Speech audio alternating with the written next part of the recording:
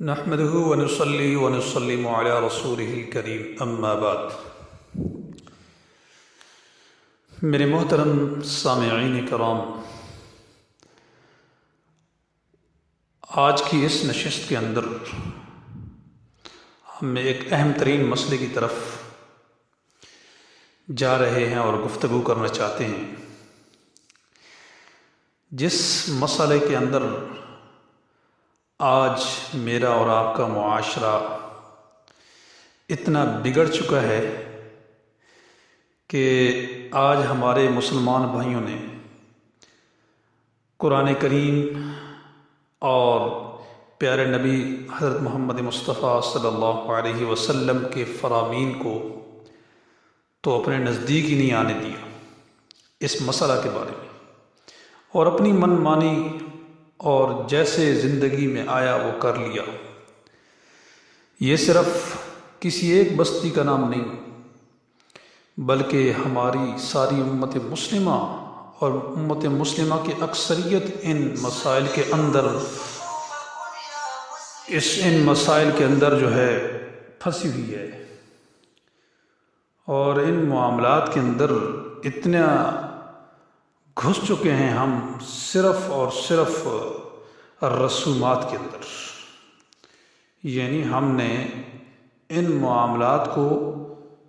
حضور نبی کریم صلی اللہ علیہ وسلم کی فرامین کی روشنی میں دیکھنے کی بجائے، سوچنے کی بجائے، ان کے مطابق کرنے کی بجائے ہم نے اپنی بات آگے رکھی، اپنے آپ کو آگے رکھ دی ہے۔ بہرحال دعا گو ہوں ہم سب کو اللہ تبارک و تعالی اپنے پیارے حبیب صلی اللہ علیہ وسلم کی سنت کی پیروی نصیب فرمائے اور اس پر چلنے کی توفیق عطا فرمائے۔ تو میرے محترم، ایثار ثواب مسئلہ آج کا جو ہے وہ ایثار ثواب کا ہے۔ آج دنیا میں اور آپ دیکھ رہے ہیں ہر طرف بدعات، ہر وہ کام جس کا دین سے تعلق نہیں، اس کو پہلے دین کا نظریہ اور اس ڈھنگ کے اندر اس پس منظر کے اندر لانا، اور پھر اس کو دین کے اندر ترویج دینا اور پروان چڑھانا، اور پھر بعد میں اسی پر عمل کراتے چلے جانا، یہ آج ہمارے معاشرے کے اندر اس طرح کے مسائل بہت سارے ہیں، کئی ایک مسائل ہیں۔ حضرت مفتی تقی عثمانی صاحب رحمۃ اللہ علیہ کراچی والے حیات ہیں، وہ فرماتے ہیں کہ ایک جگہ میں ان کی تحریر دیکھ رہا تھا، وہ فرماتے ہیں کہ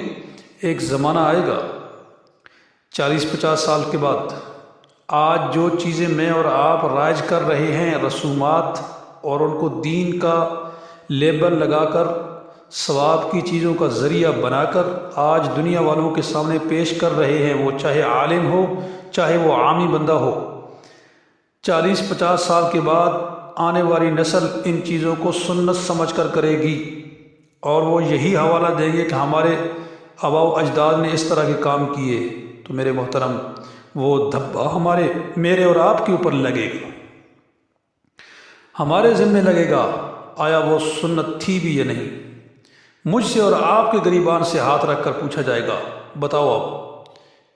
اس کام کو کون ایجاد کر کے آیا تھا، اس کام کی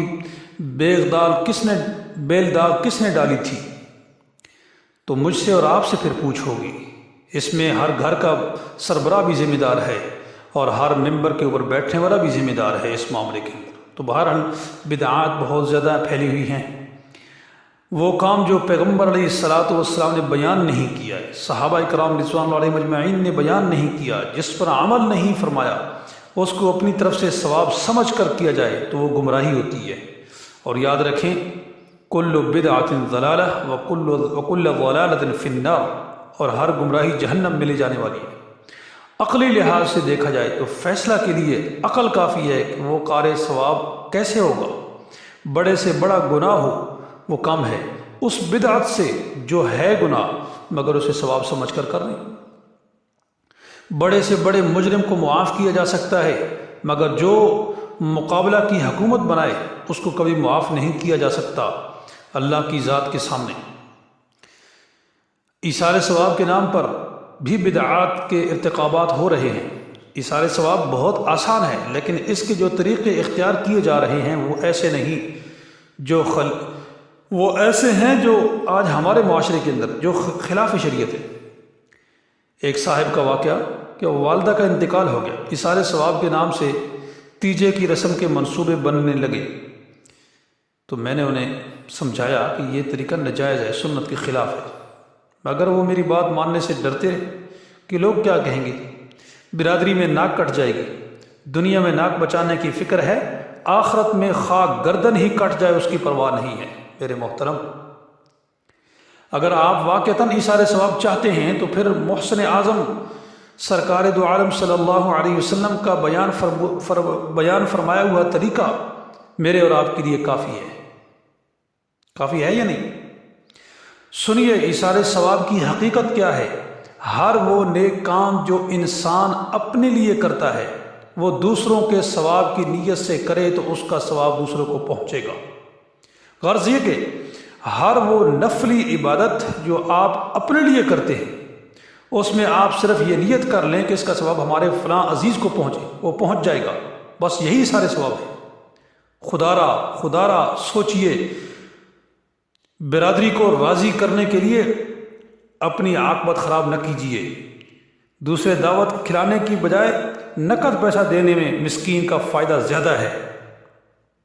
مخفی صدقہ کیجیے، اس کا اتنا بڑا درجہ ہے،